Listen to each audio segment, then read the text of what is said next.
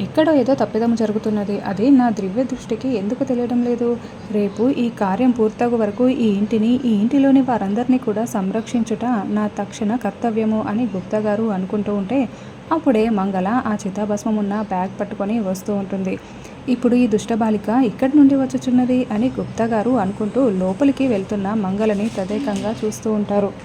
అమ్మ బాగి, అసలు మీ పిన్ని ఇంతసేపు ఎక్కడికి వెళ్ళింది, ఎక్కడ కనిపించట్లేదే అని రామ్మూర్తి అడుగుతూ ఉంటే, అదే నాన్న నాకు అర్థం కావటం లేదు అని బాగి మాట్లాడుకుంటూ ఉంటారు.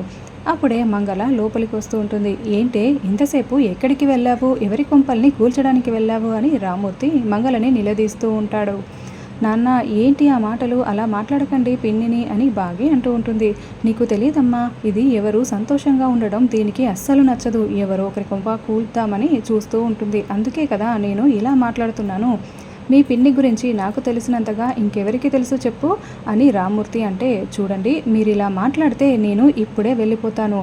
నేను ఏదో బోర్ కొడుతూ ఉంటే అలా తిరిగి వస్తున్నాను అంతే అని మంగళ చెప్తూ ఉంటుంది. అయ్యో పిన్ని అలా మాట్లాడకండి, రేపు కార్యం అయ్యే వరకు మీరు ఇక్కడే ఉండాలి, వెళ్ళండి లోపలికి వెళ్ళండి అని బాగి అంటుంది. దాంతో మంగళ మెట్ల దగ్గర వరకు వెళ్తూ ఉంటుంది.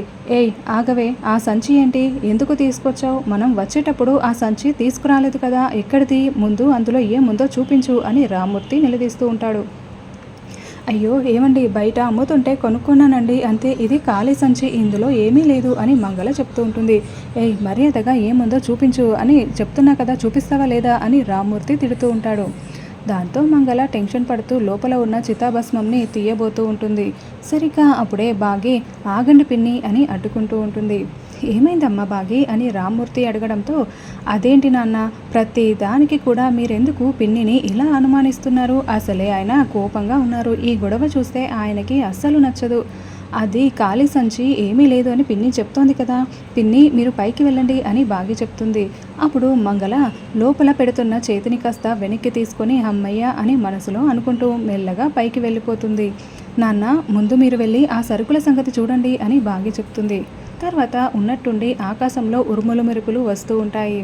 ప్రకృతి ఇలా ఏంటి, ఎందుకింత సంకేతం చూపిస్తోంది అని గుప్తా గారు వారు ఇద్దరు ఆందోళన పడుతూ ఉంటారు. ఏదో ప్రమాదము జరుగుతున్నది బాలిక, అదే మాకు కూడా కనిపించటలేదు.